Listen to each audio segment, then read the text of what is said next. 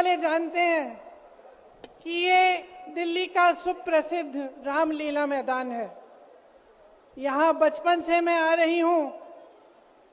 हर साल दशहरे के दिन यहाँ इसी मैदान में रावण के पुतले का दहन होता है।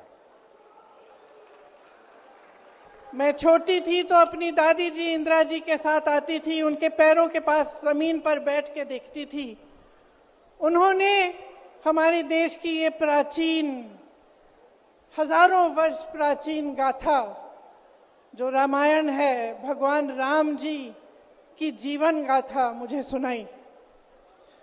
आज जो सत्ता में है वे अपने आप को राम भक्त कहलाते हैं।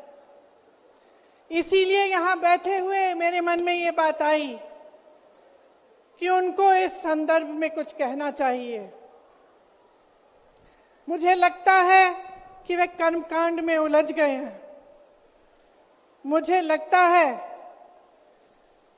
कि वे दिखावे में लिप्त हो चुके हैं। इसीलिए मैं आज यहाँ खड़े होकर उन्हें याद दिलाना चाहती हूँ कि वो हजारों वर्ष पुरानी गाथा क्या थी और उसका संदेश क्या था। भगवान राम जब सत्य के लिए लड़े, उनके पास सत्ता नहीं थी। भगवान राम जब सत्य के लिए लड़े, उनके पास संसाधन नहीं थे।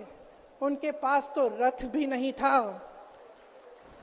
रथ रावण के पास था, संसाधन रावण के पास थे, सेना रावण के पास थी, सोना रावण के पास थी। वो तो सोने की लंका में रहता था।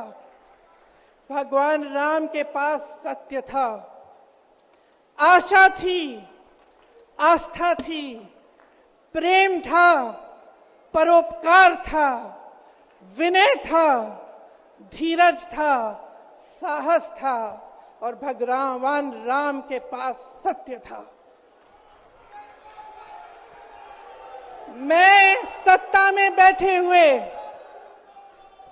सरकार के जितने भी सदस्य हैं, अपने प्रधानमंत्री नरेंद्र मोदी जी को याद दिलाना चाहती हूं